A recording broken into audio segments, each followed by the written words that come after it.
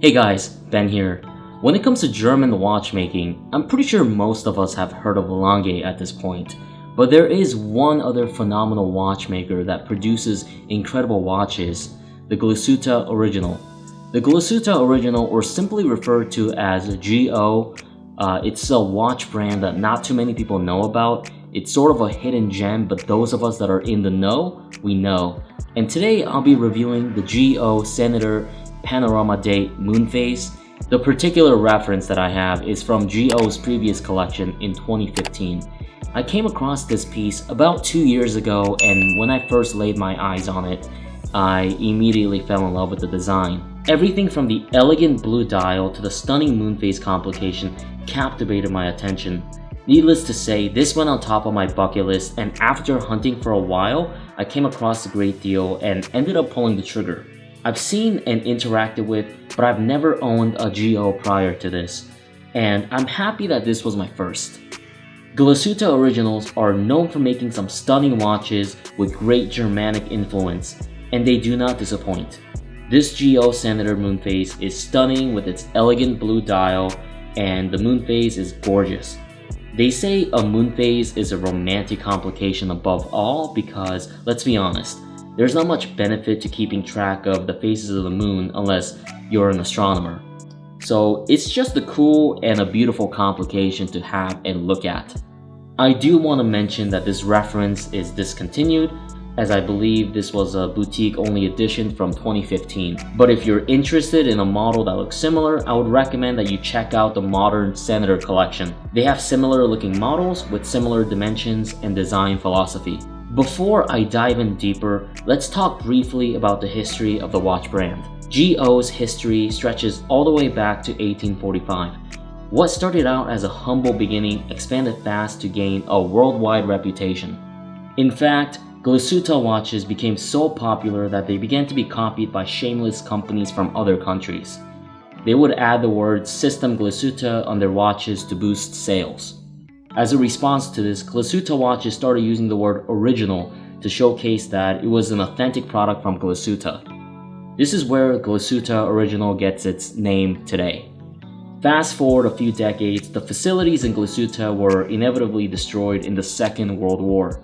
Much of the watchmaking machinery were destroyed and the brand was looking feeble, but they never gave up. Post-World War II, the watchmakers in Glashütte had to make every watchmaking part in-house as a result of hard times, as they could no longer rely on outside sources for supplies. The government then decided to combine all watchmaking companies into a state-owned enterprise, the GUB. Today, the Glashütte Original is a successor to the GUB. Eventually, GUB was privatized and GO, or the Glashütte Original, got acquired by the Swatch Group.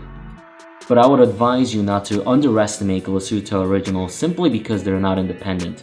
They make incredible watches with fine craftsmanship that is really difficult to find in their price bracket. For instance, this GO reference contains the Glashütte Original caliber 100-04. Despite the brand being owned by the Swatch Group, which is predominantly Swiss, the in-house movement of this GO was still produced and assembled in Germany. This movement is automatic with a beautifully finished oscillating weight with 21 karat gold attached to the end to provide extra heft for winding purposes. There are 55 jewels, a beat frequency of 4 Hz, and 55 hours of power reserve. There's a date complication as well as a Moonphase which look extraordinary. The movement is finished to an excellent standard with the Glashütte striping finish, which is very similar to Coste de Genève in appearance. On the balance wheel, there's a swan neck regulator, which derived its name from its resemblance to a swan's neck. The mechanism allows for fine-tuning of the watch's beat rate, which enables greater precision in regards to timekeeping. How this basically works is you can turn the adjustment screw on the swan neck spring, and it'll influence the balance spring by changing the effective length of the spring. Increasing the length of the spring would slow down the balance wheel, and decreasing the length would heighten the speed of the balance wheel. I do want to mention that the movement is non-hacking, which can be perceived as a negative since most watches nowadays do have hacking capabilities. The tactile feeling of the winding action feels robust, and you can feel that satisfying crunch whenever you do wind a crown. This watch retailed for around $11,000, but you can find one in the market anywhere in between $7,000 to $8,000 depending on condition, box and papers, etc. I think for a watch that goes for under $10,000, the movement finishing cannot be beaten. JLC and Grand Seiko are the only ones that really come close, and speaking of them, I do have a comparison coming out in the future between the three brands, so keep a lookout. When I think of the value that this watch packs, it's ridiculous how underrated it is. You see brands like Rolex going above sticker for much less quality, and you can essentially buy a watch that's high horology for less than the price of Rolex. Anyway, now that we've established that the case back of this watch is beautiful, now let's move on to the dial, which is equally as impressive. The dial of this Geo is blue with a matte-like finish to it. It's not sunburst, but it plays beautifully with the light. The indices are painted on, and there is a minute track going around the edge of the dial. I generally prefer applied indices, but I think in this case, the non-applied indices really work well to make the watch feel more elegant and simple. In between the 4 and 5 o'clock position, you have the date window, and in between the 10 and 11 o'clock position, you have the Moonphase.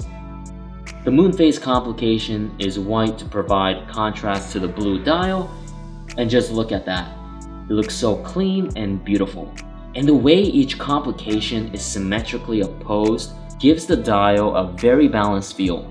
You can adjust the Moonphase by jumping the time on your watch or by pressing the mini button on the side for a more faster outcome. You can also change the date with the mini buttons as well. In total, there are 3 of these buttons on the sides of the case. The one by the 10 o'clock position adjusts the Moonphase, and the ones on the 7 and 2 o'clock position adjusts the dates. This watch surprisingly has a water resistance rating of 50 meters, but I wouldn't risk taking it anywhere near water unless I'm just washing my hands. Like many dress watches, there's no lume on this watch either. This doesn't present as an issue for me personally, but I do know that there are some people out there that prefer lume on their watches. Moving on to dimensions, the watch has a diameter of 40 millimeters, a lug-to-lug length of 47 millimeters, thickness of 11.8 millimeters, and a lug width of 20 millimeters. These dimensions will definitely cover a wide variety of wrist sizes. And just for your reference, my wrist size is 7.1 inches, or approximately 18 centimeters. Considering that this is a modern dress watch, I think the sizing is perfectly versatile. Not too big, but not too small either. I'd recommend this watch to anyone with a wrist size of 5.5 inches and up. This watch is dressier, there's no doubt about it. But it's surprisingly versatile depending on what strap you put it on. I have it on this Epsom strap, and it can pretty much go with anything except for athleisure. The blue dial pops with just the right amount of subtlety, being an excellent piece to wear for fun without attracting too much attention, while at the same time having it be sort of a conversational piece. Also, blue can match a lot of different colors. I've recently worn this to my best friend's wedding, and it looked great with my navy suit. I've also worn it with more casual outfits, and it doesn't look out of place either. Even with jeans, this watch will look great. Overall, I think this Glashütte original Senator Moonphase is a stunning pick under 10,000 USD. It's unique, elegant, and beautifully crafted. The watch is also decently versatile, perfectly sized for modern standards, and it plays really well with light. And well, that is all for today, guys. I hope you guys enjoyed, and let me know your thoughts in the comment section down below. I would love to know. And as always, don't forget to like and subscribe, and I'll see you guys on the next one. Take care.